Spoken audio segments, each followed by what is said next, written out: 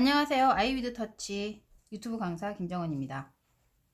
오늘은 정말 중요한 얘기 중에 우리가 모르는 진실, 그리고 알더라도 좀 실전이 애매모호한 그런 얘기들을 해보고자 합니다. 어디 부분이냐면 바로 입술입니다. 특히 머신기. 제가 눈썹, 입술, 아이라인, 그 외 헤어라인, 메디컬 통틀어서 제일 쉽다라고 생각하는 부위가 입술입니다. 근데 이 앞전 시간 유튜버 방송에 넣어드렸던 제가 여러가지 연고 얘기를 하면서 원장님들께 알려드렸던 정보에 그걸 한번 보시고 오시면 입술을 요즘에는 안 하는 것이 더 낫다라는 얘기를 합니다. 그건 당연히 이제 마스크 때문이죠. 마스크를 쓰고 또한 입술이 모든 건강과 이 바이오리듬에 따라서 예민하게 반응할 수 있는 부분이 바로 입술이기 때문입니다. 하지만 시술 부분에 있어서 시술 스킬, 시술 방법 알고 넘어간다면 제일 쉬운 부위가 바로 입술입니다.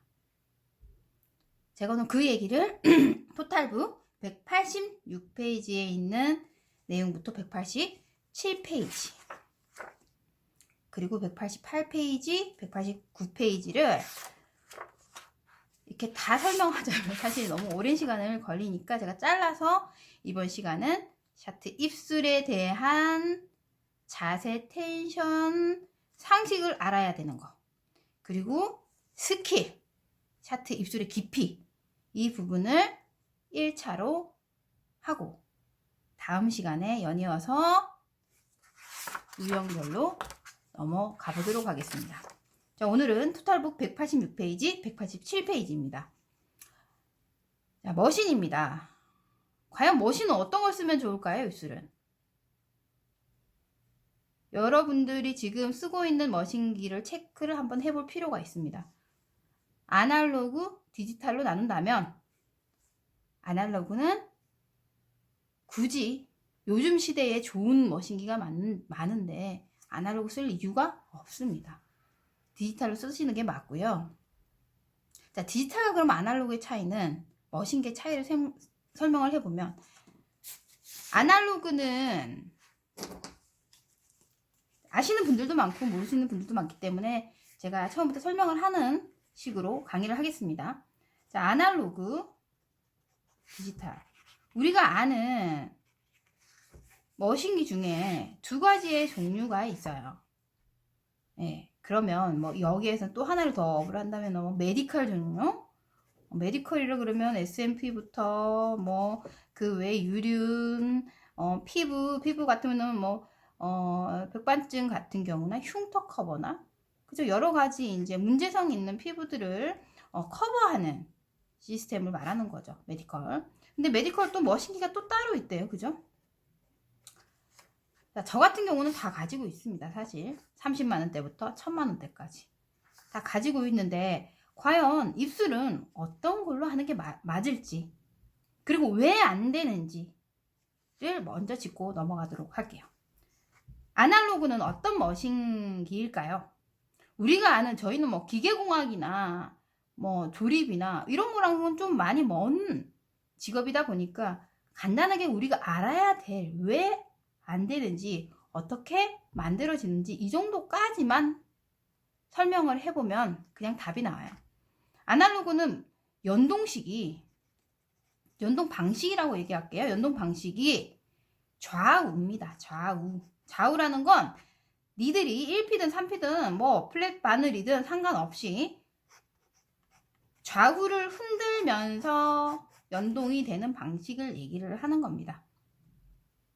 뭐 머신기 중에서는 뭐 10몇 년 전에 썼던 저희가 뭐 자주 썼던 10 몇 년 전에 20년 전 가까이쯤, 그때는 아날로그밖에 없었어요. 그죠? 그리고 디지털이 나온 건 대략 한 10년 정도 됐죠. 그 정도 10년 전에도 디지털 같은 경우는 머신기를 아날로그로 썼던 사람들은 디지털 쓰는 게 너무 답답해 할 정도로 색소가 잘 안 들어가 이러시는 분들이 되게 많았어요. 왜냐면 아날로그의 손을 익숙하게 만드신 분들은 디지털이 너무 부드럽고 그리고 속도감에서 너무 답답하거든요. 예, 그쵸? 근데 디지털만 썼던 분들은 또 아날로그 쓰면 이게 뭐야 깜짝 놀랄 정도로 너무 센 파워가 있단 말이죠. 좌우 방식이 이렇고요. 모터 자체가 이런 좌우 방식을 만드는 거고, 이런 모터는 사실상 뭐 이제 재료상 하시는 분들도 있고 제조업을 하시는 분들도 있지만, 거의 우리나라 제품들은 예전에 뭐 몇 년 전만, 요즘에는 독일 모터, 우리나라 국내 모터 많이 개발을 하고 있지만 몇 년 전만 해도 거의 중국산 모터를 많이 썼고요. 이 모터는 솔직히 말해서 원가 대비 몇천 원 한다고 보시면 됩니다. 제가 뭐 이런 얘기까지 다 해버리면 뭐 비난을 할 수는 있겠지만 알고 계셔야 되는 부분이기도 하고요. 그러다 보니 아날로그의 머신 가격은 대체적으로 얼마부터 어디까지입니까? 저도 가지고 있는 머신기들이 꽤 있는데 거의 10만원대부터 4, 50만원대까지 존재한다라고 알고 있습니다. 뭐 어떤 재료상에서 사는지는 잘 모르겠지만 약간의 가격 변동은 있겠죠. 그리고 디지털은 이 반대라고 생각하시면 됩니다. 연동 방식이 상하라고 생각하면 됩니다. 상하. 박음질 하듯이 위에서부터 탕탕탕탕탕탕탕탕 두드리듯이 들어가는 거겠죠. 자, 모터는 이런 걸 디지털 형식의 바늘들을 우리는 일명 말해서 굉장히 부드러운 머신기, 아니면은 스윙 머신기, 아니면 뭐 쉐딩 머신기, 그냥 마취 없이도 쓰는 요즘에 그런 연동 방식조차도 상하 형식의 머신기라고 보시면 되고요. 심지어는 요즘에 그냥 유행하는 옹브레 방식이나 그 외에 눈썹의 수지 느낌의 쉐딩 방식이나 그런 이름들을 통틀어서 이름을 각각 이렇게 지어 놓다 보니까 기법들을 얘기를 이렇게 다 분리를 시켜 놓긴 하지만 같은 형식의 머신이라고 보시면 됩니다. 머신의 장점은 이토록 빠른 시간 내에 할 수 있고, 그리고 앞조절이나 테크닉에 따라서 완성도가 굉장히 빠르다라는 거에 집중할 수 있는 부분이죠. 연동 방식이 상하다 보니까 머신기를 어떻게 다뤄야 되냐면 천천히 가야 됩니다. 그럼 다시 돌아와서 아날로그는 좀 빠르게 해도 됩니다. 네, 빠르게 가도 됩니다. 좌우다 보니까 피부를 어떻게 해집고 가는 스크러치를 주면서 색소를 피부에 착색시키는 방법이다 보니까 너무 늦게 디지털 쓰듯이 가다 보면 피부를 많이 손상시키겠죠. 항상 얘기하듯이 고무판이 아닌 피부는 속도전과 깊이 조절과 그리고 앞조절, 텐션 이런 부분들에서 하나라도 좀 부족하다면 과잉 시술이 될 확률이 큰 것이 바로 아날로그입니다. 당연히 뭐 한 10년, 20년 하신 분들이야 손이 기계다 보니까 그죠? 그 느낌 그대로 이제 그 느낌을 설명하기가 힘든 거지. 그분들이 시술을 굉장히 잘 하시는 분들이잖아요. 근데 기초가 아날로그를 다룰 때는 조심성 있고 그만큼 조금씩 다가가야 되는, 시술 부분에서 리스크를 줄이려면 조금씩 다가가면서 배워야 되는 느낌이 바로 아날로그 머신기고, 디지털 같은 경우는 좀 느리고 그리고 상하다 보니까 피부를 헤집는 게 아니라 박아서 넣는 형식이 되는 거겠죠. 그러니까 천천히 가다 보면 촘촘하게 색을 주입하듯이 들어가는 방식이다 보니까 머신 수지라고 해도 과언이 아니죠. 실질적으로 머신 수지 기법, 옹브레 기법, 쉐딩 기법, 여러 가지 기법들로 이름을 명명해 놓은 것들이 바로 디지털 머신기로부터 될 수 있는 가능성이 있는 기법들인 거죠. 그러면 기초하시는 분들은 아날로그 말고 디지털 맞을 거예요. 저 같은 경우는 수강을 할 때 디지털 머신기를 많이 제가 권유하는 편이고요. 가격대가 아날로그보다는 조금 비싼 편이죠. 최하 금액을 뭐 한다면 한 30만 원 초반부터, 그리고 심지어는 뭐 몇백만 원 수준까지 네, 갑니다. 근데 이제 뭐 메디컬로 넘어가 볼게요. 제가 지금 가지고 있는 머신기가 이제 1000만 원대가 넘는 머신기인데, 디지털 방식의 연동 방식이긴 하나 모터가 아날로그의 힘을 가지고 있는 모터다 보니까 좀 세요. 모터 자체가 흘러가는 게 굉장히 강한 느낌이다 보니까 이제 피부에 주입하는 방식이 좋은 머신기를 쓴다고 해서 좋은 시술이 되는 게 아니거든요, 사실.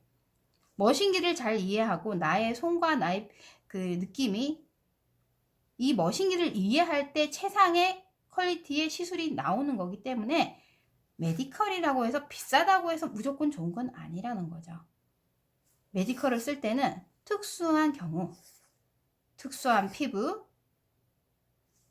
일반 아날로그나 디지털로 들어가지 않는 경우, 그런 경우는 메디컬로 쓰셔야 되고요.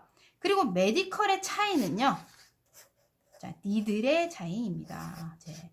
이렇게 보면은 우리가 그 독일, 그러니까 어떻게 설명하면 좀 편하냐면, 원장님들이 그러면은 연동 방식에 따라서, 모터에 따라서, 가격대에 따라서 이 아날로그, 디지털, 메디컬 머신기는 차이가 있다라고 생각을 하시는데, 자, 문제는 니들입니다. 여기에서 제일 예민하게 다룰 수 있는 거는 니들의 문제입니다. 왜냐면 아까도 30만원대부터 몇백만원대까지 디지털이 있고 10만원대부터 4, 50만원 갭이 큰 아날로그도 있고, 메디컬 또한 몇십만원대부터 1000만원대 이상 몇천만원대까지 가는 머신기도 있는, 그러다 보니까 여기에 차이점은 니들에 있습니다. 연동 방식이야 모터가 일률적으로 균일하게 흔들림 없이 잘 작동이 되면 니들에 있어서 어떤 소재의 니들로 만들었는지, 어떤 소재 금속으로 만들었는지가 중요합니다. 거의 메디컬은요, 메디컬 머신기 같은 경우에는 거의 의료용 금속 소재로 만들었다고 보시면 됩니다. 뭐 예를 들자면 제가 샤트 디스크 그 금속, 뭐 의료용 금속 소재, 그러니까 수술용 메스 소재, 그러니까 피부에 들어갔을 때 전혀 데미지가 없고, 그러니까 깊이 조절 때문에 데미지가 있는 게 아니라 뭐 금속으로 인한 손상이나 중독 상태가 없는 그런 니들이겠죠. 근데 이제 아날로그 같은 경우는 자칫 잘못하면 머신기는 좋은데 머신기는 거기도 거긴데 니들에 의해서에 있는 뭐 심한 경우에는 금속에서 오는 알레르기 반응, 금속에서 오는 감염, 그런 것들도 없잖아 있다라고 보시면 됩니다. 디지털도 마찬가지고요. 자, 제가 이제 다시 오늘은 입술 수업이기 때문에 그럼 아까 머신기를 대략적으로 설명을 해야 제가 이걸 설명하기 때문에요. 입술은 어떤 머신기를 써야 되는 게 맞다? 네, 디지털 머신기를 대체적으로 쓰는 것이 뭘 줄일 수 있다? 리스크를 줄일 수 있다라고 설명을 할게요. 최대한 입술은 어떤 게 필요하냐면요. 제가 이 앞전 시간에도 눈썹, 아이라인, 입술은 각각 부위마다 다른 과목이다 라고 얘기를 드렸죠. 같은 반영구 화장이라고 통틀어 말하기는 하나 다른 과목이기 때문에 전혀 그 스킬이나 방식이나 이런 것들이 다릅니다. 다르게 공부해야 되는 게 맞죠. 입술에 대한 리스크를 줄이려면 리스크적인 물건부터 먼저 쓰지 않는 것이 맞고요. 그리고 색소, 그죠? 그리고 텐션, 그리고 스킬, 그죠? 이게 맞아 떨어져야 되고 제일 중요한 건 관리입니다. 입술은 시술할 때는 당장 좀 붓거나 혈액이 살짝 날 수는 있습니다. 여기서 설명했듯이 자, 책을 토탈북을 가지고 계신 분들은 잘 보시면요. 표피 진피는 얇고 피하 지방이 제일 두껍다라고 얘기를 했습니다. 근데 이 책에 나와 있지 않은 내용 중에서는 우리가 앞통, 말 그대로 눌러서 통증이 생기는 곳, 혈관, 모세혈관이 존재하는 곳이 어디입니까? 진피죠. 제가 제일 쉽게 얘기를 하는 겁니다. 진피. 그러면 혈관을 건드려서 모세혈관을 터뜨리면 뭐가 납니까? 당연히 피가 솟겠죠. 피가 나겠죠. 송글송글. 응? 얼굴에 전체적으로 흐르는 혈관들이 동맥, 정맥 없잖아요. 그죠? 뭐로 이루어져 있어요? 모세혈관으로 이루어져 있다 보니까 입술에서 나는 혈액이 펑 터져가지고 피가 칼칼 나는 게 아니라 어떻게 나요? 천천히 송글송글 삐져서 나오잖아요. 그죠? 이제 시술할 때. 근데 이런 혈관들이 터질 수 있는 곳이 입술이에요. 당연히 아이라인 같은 경우도 얇다 보니까 혈관이 날 수는 있겠지만 입술 같은 경우는 어떤 경우가 생기냐면 각질만 잘못 건드려서 터트려서도 혈관이 모세혈관이 파열이 됩니다. 그죠? 그리고 또한 압에 대한 통증, 이 통증이 느낄 수 있는 부분이 또 진피에 있기 때문에 어쨌거나 입술은 마취를 또 잘 해야 합니다. 근데 마취를 잘하라고 했더니 뭐 리도카인 뭐 20% 뭐 15% 이상 이렇게 쓰시는데 입술이 잘 생각해 보면요. 통증이 있기 때문에 마취를 더 잘해야 된다라는 생각에 리도카인 성분을 뭐 20%의 15%대를 쓰다 보면 어떤 현상이 일어납니까? 입술에 있는 각질이 녹아버리죠. 예. 입술이 어떻게 피부인데 공판이 아니잖아요. 그죠? 여기에다가 이제 10분에서 15분 정도 놔두시는 게 좋습니다. 라고 얘기를 하는데, 저는 이거 반대거든요. 왜냐면, 사람들의 컨디션에 좌지우지하는 부위가 어디냐면 눈썹 아이라인보다 입술에 가깝다라고 보시면 되고요. 그리고 입술은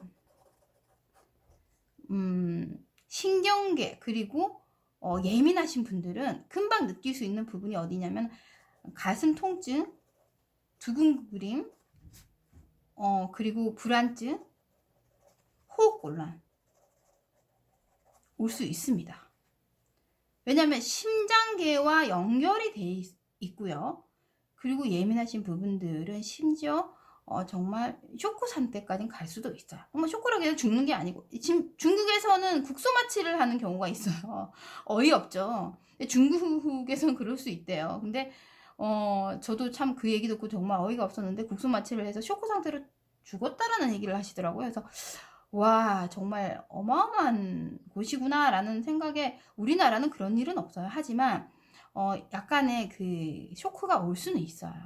자, 그때 오는 증세가 두근거림이나 가슴 통증이나 혈압이 낮아진다거나 호흡이 약간 곤란해진다거나 이런 경우 있어요. 가끔 이제 입술에다가 마취약 발라놓고 나면 왠지 막 가슴이 너무 두근거려. 호흡이 좀 차. 뭔가 몸이 안 좋은 것 같아. 이러시는 분들 계세요. 그런 분들은 저혈압일 가능성도 크고요. 그리고 꾸준하게 드시는 약들, 뭐 당뇨약, 고혈압약, 고지혈장약, 뭐 여러 가지 나이가 있음으로 인해서 드시는 분들도 있고 만성 질환이신 분들도 계세요. 그래서 입술 할 때는 반드시 입술, 눈썹, 아이라인 다 마찬가지죠. 체크해서 동의서 작성하셔야 됩니다. 자, 이렇게 얘기하니까 와 입술 너무 무서워 이렇게 얘기하시는데 그게 아니라 마취제 성분을 너무 센 걸 쓰시는 건 저는 반대입니다.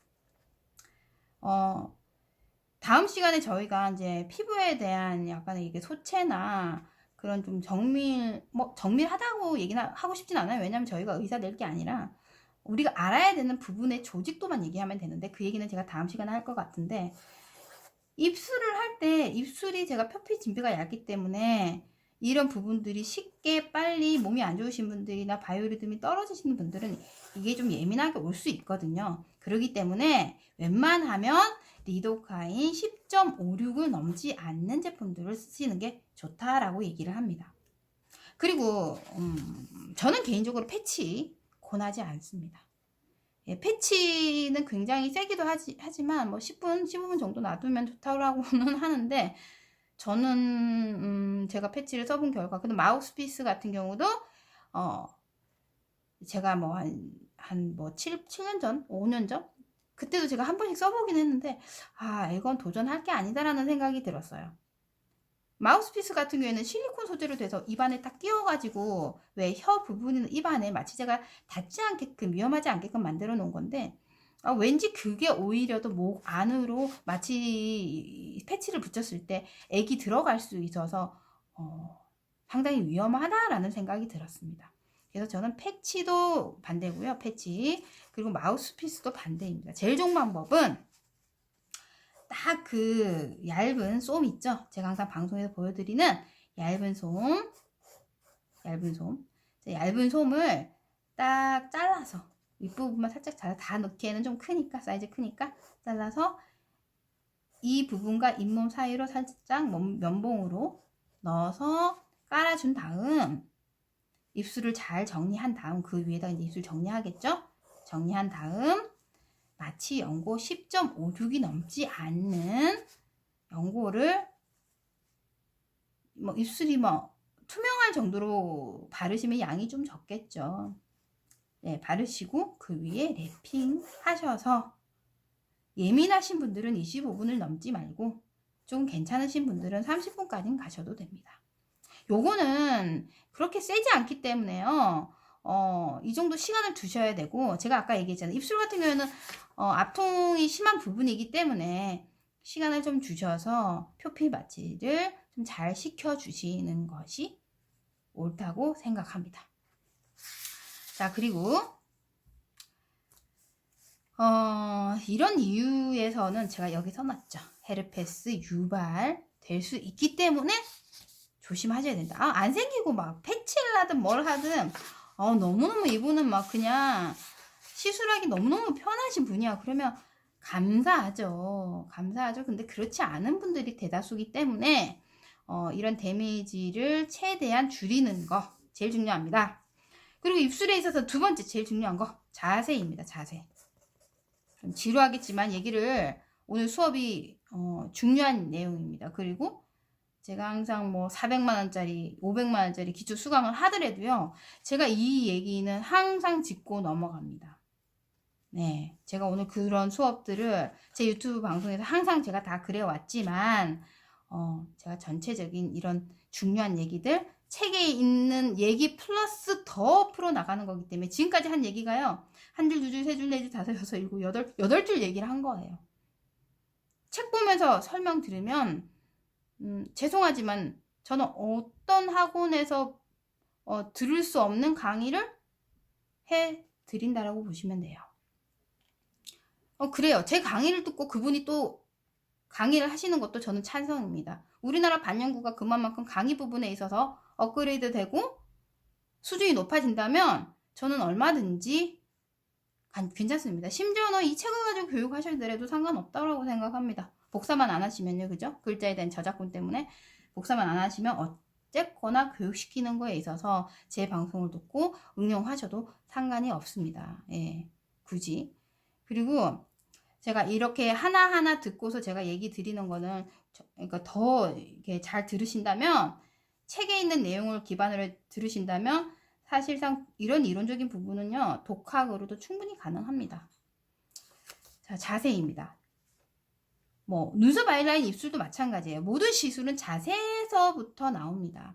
잘하시는 분들이야 그 자세가 딱 익숙하니까 자세가 잡히는 거지 어떻게 자세를 잡아라라고 설명을 할 길은 사실 없어요. 왜냐면 어떻게 얘기를 해야지 생각을 안 했기 때문인 것 같아요. 근데 제가 봤을 때는 모든 시술에 있어서 자세가 중요하지만 특히 입술 같은 경우는 자세에서 모든 깊이 앞조절 스킬들이 편안하게 나옵니다. 왜냐면 자 보통 옆에서 하죠 시술을 그죠? 자 이렇게 좀 크게 그릴게요. 자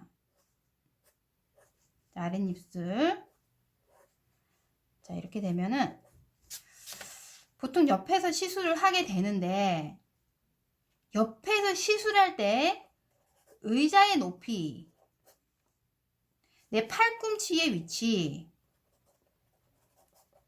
시술 해보신 분들은 이해하실 거예요. 그리고 니들의 길이, 그 얘기는 뭐냐면 자 이렇게 시술할 것인지 여기 위치에서 아니면 앞쪽으로 당겨서 짧게 시술할 것인지 머신기 잡는 길이, 위치, 그리고 시술자의 손 각도, 그리고 잡는 손가락의 방향. 자, 이거 설명을 좀 드릴게요. 제가 또 이제 방송할 게 앞으로 너무 많아요. 베드에서 누워서 자세를 보여드리기도, 누워 있는 분을 제가 시술하는 자세를 보여드리기도 해야 되고요. 그 자세를 좀 잘 찍어서 원장님들께 설명이 되게끔 영상을 찍어야 되기 때문에 저한테는 이제 유튜브 방송 강사를 하면서 이런 것들에 고민이 굉장히 많이 되기는 한데 최대한 제가 이해할 수 있게끔 끌어보겠습니다. 자, 의자 높이입니다. 내가 불편한 의자 높이면 안 됩니다. 사람마다 시술자가 앉은 키, 그 다음에 팔 길이, 그죠? 그리고 목 길이, 전 다 다르다고 생각합니다. 그죠? 그리고 평소에 이분의 자세가 구부정하거나 허리를 핀다거나 이런 거에 따라서 이 높이가 다를 겁니다.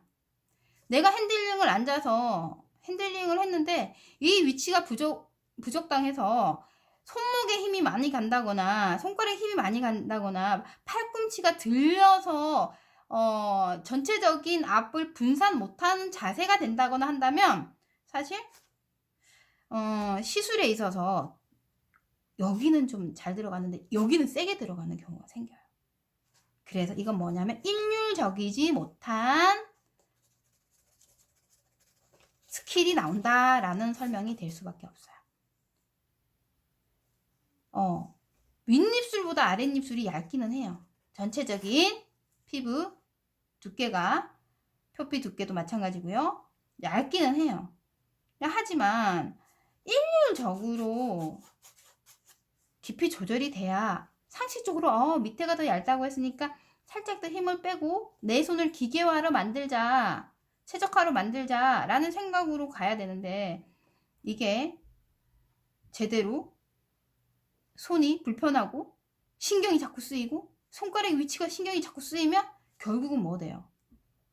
이거 시술 하나 끝나고 나면 온 몸이 삭신이 쑤셔.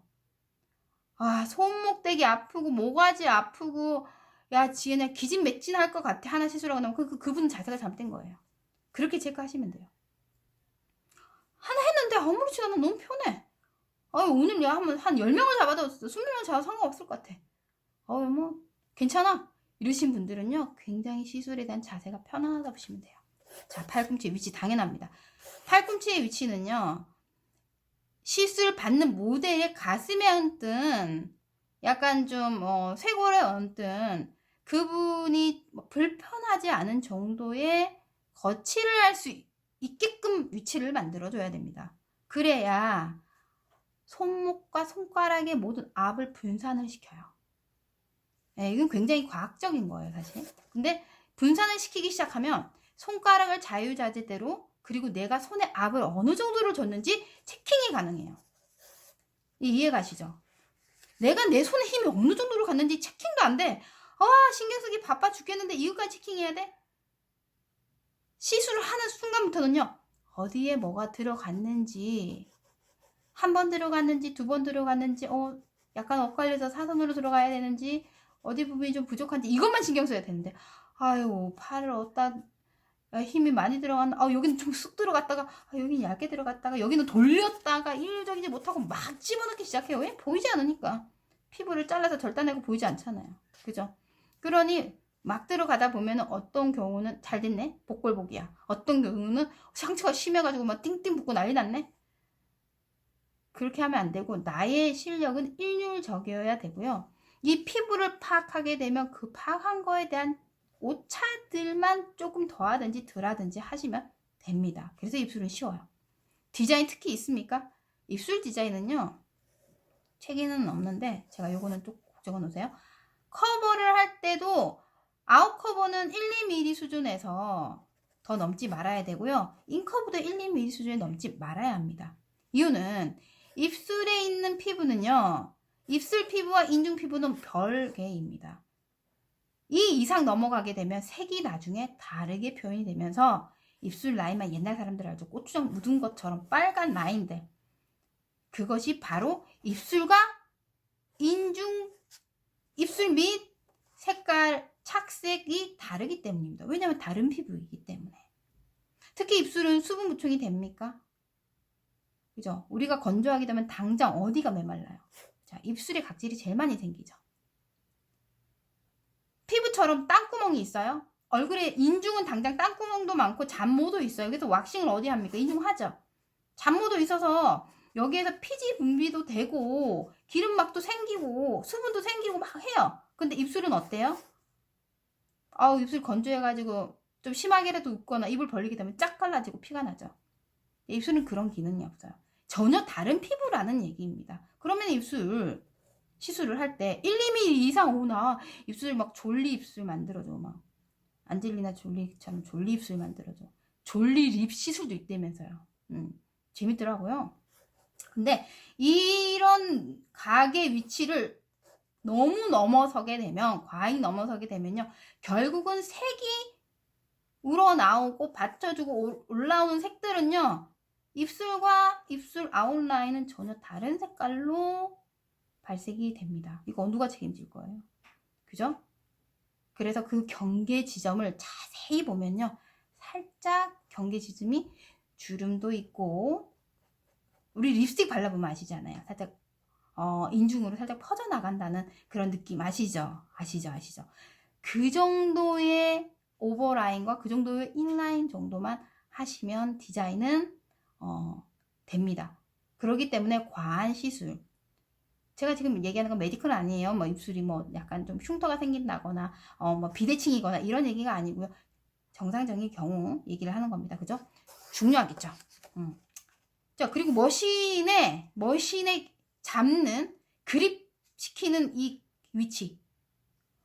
저 같은 경우는 각도에 따라서 입술을 좀 약하네. 그러면 오늘 내가 한 50도 각도로 한번 해볼까? 그럼 50도 각도를 맞추기 위한 길이 조절을 합니다.